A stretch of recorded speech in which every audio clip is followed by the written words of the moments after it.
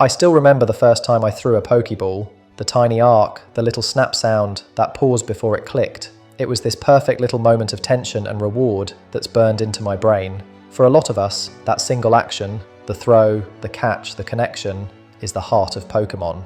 It's what hooked us as kids and kept the series alive for decades. So when I heard that Nintendo had filed a set of patents trying to claim ownership over that very idea, the act of catching a monster by throwing something at it, my eyebrows went straight up. When Japan's patent office rejected one of those filings this year, I couldn't help but laugh a little. Because on one hand, it's wild that Nintendo even tried to patent something so fundamental to gaming. But on the other, it makes perfect sense when you look at how fiercely Nintendo guards its creations. This whole situation, Nintendo versus Pocket Pair, the makers of Palworld, says a lot about where the industry is right now. A place where creativity and corporate control are constantly smashing into each other. So here's what happened. Around late 2024, Nintendo and the Pokémon Company went after Pocket Pair, claiming that Palworld copied patented elements of Pokémon's core gameplay. They filed a set of Japanese patents that described a system where a player could aim, throw, and capture a creature in a game world. In their view, this was unique enough to deserve protection, a signature mechanic that they'd perfected and owned. But the Japan office disagreed. In October 2025, it formally rejected the application, basically saying, this isn't new enough. The reasoning was brutal. The JPO pointed out that plenty of games already let players throw objects to capture or interact with creatures. It listed titles like Ark, Survival Evolved, Monster Hunter 4, Craftopia, Pokémon Go, and even browser games as examples of what's called prior art, meaning Nintendo wasn't the first to think of this. In legal terms, the patent lacked an inventive step, so the application was dead in the water. That's where this story gets interesting, because from Nintendo's side, I can actually see the logic. They're a company that's built on signature gameplay loops. The way Mario jumps, the way Link locks onto an enemy, the way a Pokeball captures a creature. Those actions are their identity, and when a new game like Palworld shows up using a similar loop, even in a totally different context, it's easy to see how Nintendo might panic a little. Pokémon is a multi-billion-dollar property. Protecting it means protecting everything from the art to the mechanics to the brand image.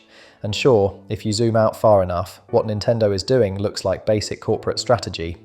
Patents aren't just about preventing theft, they're about power. If Nintendo could secure this patent, they'd have leverage. The ability to demand licensing fees from competitors, force design changes, or simply scare other studios out of the monster capture space altogether. From a business perspective, that's smart. From a creative one, it's a nightmare. Because here's the problem. If big companies start locking down core mechanics, not assets or art, but the ideas of play themselves, then the entire sandbox we call gaming starts to shrink. Imagine you're an indie developer with a cool new idea that happens to involve catching, crafting, or evolving creatures. You see Nintendo filing patents like this, and suddenly you have to wonder if you're next. That fear, even if it's irrational, can kill innovation before it even starts. This is what lawyers call a chilling effect. You don't have to actually sue everyone, you just have to make them afraid of getting sued. And in an industry as creatively iterative as gaming, that's a dangerous precedent. Game design thrives on remixing ideas. Every genre we love today was born out of someone taking an existing loop and pushing it in a new direction. If the first-person shooter had been patented, Halo might never have existed. If side-scrolling had been patented, Super Mario World wouldn't exist. Imagine that world, where every innovation is fenced off, guarded by lawyers. Sounds awful, right? That's why this rejection matters so much. It's not just about Palworld surviving a lawsuit, it's about reaffirming that gameplay mechanics, the verbs of play, belong to everyone. When the JPO said, "No, you can't own this," they didn't just protect one studio, they protected a whole ecosystem of creativity. It's a reminder that while graphics, code, and art can be protected, play itself is a shared language. It's also a reminder that the patent system wasn't built for art forms like games. Patents were designed for inventions, machines, chemicals, processes, not interactive experiences. When you try to fit creativity into that legal framework, weird things happen. What counts as inventive? What counts as obvious? If you can patent catching monsters, can you patent cooking food in a video game? Can you patent jumping, shooting, conversation trees? It's a slippery slope, and Nintendo seems to have slid right onto it. Still, I don't think this move makes Nintendo evil. They're doing what every company does, protecting their turf. The problem is, their turf isn't just a product, it's an idea, and ideas are supposed to be shared. In a way, this whole mess feels like a clash between two philosophies, one that treats creativity like a garden to cultivate, and another that treats it like real estate to fence off. Nintendo, for all its brilliant creativity, has always leaned toward control. They're the same company that takes down fan projects, shuts down emulators, and claims ad revenue from YouTube videos using their gameplay footage. They don't play well with others. Pocket Pair, on the other hand, represents a newer spirit in gaming. The idea that everything is remixable, that genres can blend. Palworld mixes survival crafting with monster collecting and even firearm combat. It's weird, messy, and a little bit absurd, but it's also new. And whether you love or hate it, that kind of experimentation is exactly what gaming needs. It's the spark that keeps the medium alive.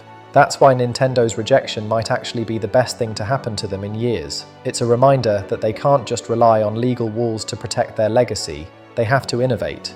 They have to prove, through their games, that they still deserve to lead this genre, and if Palworld can push them to make a better Pokémon game, then we all win. There's also something poetic about seeing the JPO list Ark, Monster Hunter 4, and Pokémon Go as examples of prior art. It's like the office itself is saying, hey, you've been borrowing ideas too, and they're right. Everyone borrows from everyone. That's how culture evolves. Every great idea is a remix of something else. Pokémon didn't invent monster collecting, it refined it. Palworld didn't invent the survival genre, it added its own twist. When we start pretending those evolutions are theft, we miss the point of art entirely. Nintendo's defenders will argue that this patent was misunderstood, that it wasn't trying to block other games, just to protect specific technical implementations. That's fair, and in a narrow sense it might even be true. But perception matters. When you're a multi-billion-dollar company swinging your legal bat at a small studio, it doesn't look like protection, it looks like bullying. And even if you win, you lose a little bit of goodwill every time you do it. Now, I don't want to paint Nintendo as a cartoon villain here. I genuinely think they were trying to defend their legacy in the only way they know how. Through ownership.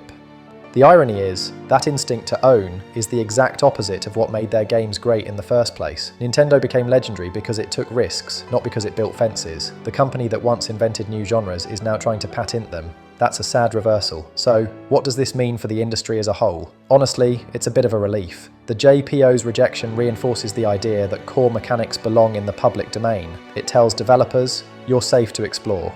You're allowed to build on what came before. It's a small but important victory for creative freedom. It also sends a signal to big companies everywhere, not just Nintendo, that the era of overpat inting mechanics might finally be coming to an end. In the last decade, we've seen all sorts of strange filings, from Activision's patents on matchmaking algorithms to Warner Brothers. Infamous attempts to patent the Nemesis system from Shadow of Mordor. Those kinds of moves always leave a bad taste because they take what should be shared innovation and turn it into a private asset. And while that's technically legal, it's creatively bankrupt. If Nintendo's failed patent becomes a reference point for rejecting similar attempts, we might be seeing a shift toward a healthier, freer industry. One where ideas are protected by execution, not paperwork. In other words, make a great game, not a great legal team. From my perspective, this whole fiasco has been oddly encouraging. It's shown that the system still has some sanity left, that not every big company can just steamroll the Creative Commons with money and lawyers. And as someone who grew up with Nintendo's games, that's a weird thing to say. I want them to succeed, but I want them to do it honestly, through better games, not broader patents. Because let's be real, if Nintendo spent half as much energy improving Pokémon as they do filing legal claims, we wouldn't even be having this conversation. Instead, we'd be talking about how the next Pokémon Legends game blew everyone away, but they didn't. Maybe that's why Palworld exists at all. The truth is, competition is good for everyone. When smaller studios challenge giants, the giants have to evolve. The patent rejection might sting for Nintendo in the short term, but in the long run, it could force them to look inward again, to focus on creativity instead of control, and that's a win for every gamer on the planet. So yeah, Nintendo lost a patent, but maybe they gained something more important, a reminder of what made them special in the first place. When I first started digging deeper into Nintendo's history with intellectual property, I realised this whole Palworld situation wasn't some isolated overreach, it's part of a pattern. Nintendo's always had this complicated relationship with control. They've built some of the most creative worlds ever made, but they've also tried to dictate how everyone else can interact with them. It's almost like there's a constant tug of war inside the company. The designers who want to inspire, and the lawyers who want to contain. You can trace this mindset all the way back to the 1980s. Back then, Nintendo wasn't just protecting games, they were protecting cartridges. They built lockout chips into their hardware, so only licensed publishers could make games for their consoles. At the time, it was a business decision meant to prevent a repeat of the Atari crash, but it also set a tone, control the platform, control the ecosystem, and it worked, maybe too well. As the years went on, that philosophy didn't really change. Whether it was going after ROM sites, YouTube creators, or even fan-made mods, Nintendo became known for its iron grip. The funny thing is, that approach always came wrapped in this innocent, family-friendly brand image. They're the company that makes colourful adventures about friendship and discovery, but also the one that'll send you a cease and desist for posting a remix of their soundtrack.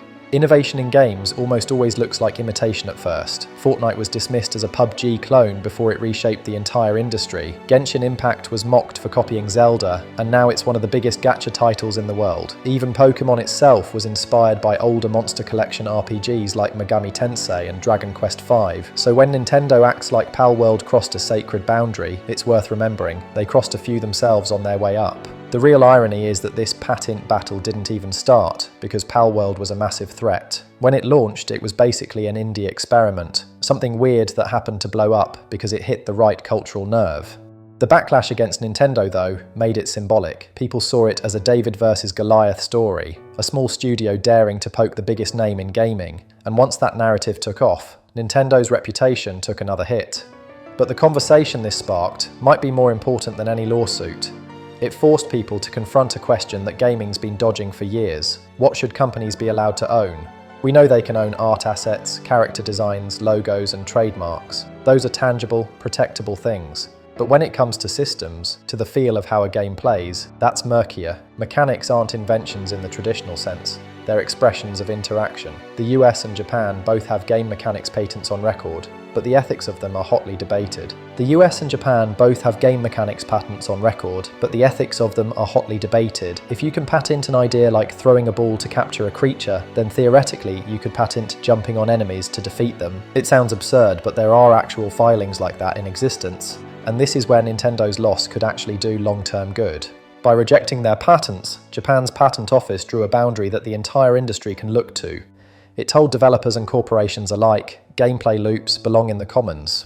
You can't privatize the verbs of play. That's a win for everyone who makes games, especially indies. Because imagine trying to pitch a project knowing that a simple mechanic, something as basic as a throw or a capture or a lock-on system, might get you sued. That's the kind of pressure that only a handful of megacorporations could survive. The rest would just stop experimenting. I think that's the part Nintendo doesn't see. They think of themselves as guardians of tradition, but what they're really guarding is a set of walls that keep the industry smaller than it should be. They've earned the right to defend their creations, sure, but there's a difference between protection and possession. When protection turns into gatekeeping, everyone loses, even them. Because, make no mistake, this kind of control can backfire. Every time Nintendo swings its legal hammer, it chips away at its image as the playful, imaginative company people grew up loving. The disconnect between their games and their actions keeps getting wider. You can't sell freedom and wonder in your stories and then punish people for exploring those same ideas outside your walls. The funniest part is, Nintendo might not even need to be doing this. The reason Palworld exploded wasn't because it copied Pokémon. It's because it did something Pokémon wouldn't. It let players build, shoot, craft, and fight with their monsters. It offered a rough, chaotic alternative to a franchise that's grown overly safe. The lesson there isn't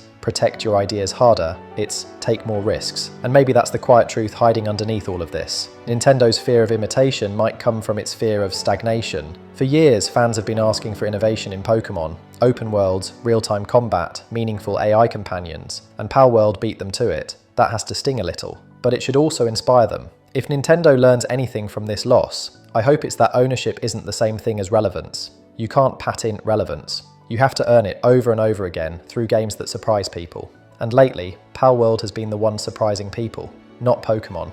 That's why I think this whole episode could end up helping the industry in the long run. It's a wake-up call for everyone, for corporations, for regulators, for developers. It's a reminder that the laws governing creativity need to keep pace with creativity itself. We need systems that encourage iteration, not penalize it. The best part? This rejection came from Japan, the very place where Nintendo's influence runs deepest. It wasn't an American court or some EU watchdog, it was their home turf saying enough. That sends a message not just to Nintendo, but to every Japanese publisher that's been toying with overbroad patents. Creativity is still sacred here, but it's not yours alone. In the months since the decision, I've noticed a quiet optimism spreading among smaller devs online. They're talking about monster collecting projects again, about ways to twist familiar ideas into new forms without fear. That's the kind of ripple effect we need, not one built on lawsuits and fear, but one built on possibility. And who knows? Maybe this will push Nintendo to remember what made them special in the first place. Maybe the next Pokémon game will take some real risks, embracing that spirit of experimentation that Palworld reignited. Because deep down, I think everyone wants Nintendo to succeed, just not by stopping others from trying. If anything, this rejection proves that the heart of gaming, that wild, unpredictable energy that drives new ideas, is still beating strong, even in the face of corporate control. It's proof that the system still values creativity over ownership, innovation over intimidation. Nintendo lost a patent, but the industry gained a bit of freedom. And honestly, that's a trade I'll take every time. Thanks again for watching. Like and subscribe if you liked my coverage of yet another earth-shaking event from Nintendo. Bye everyone, and I'll chat with you later.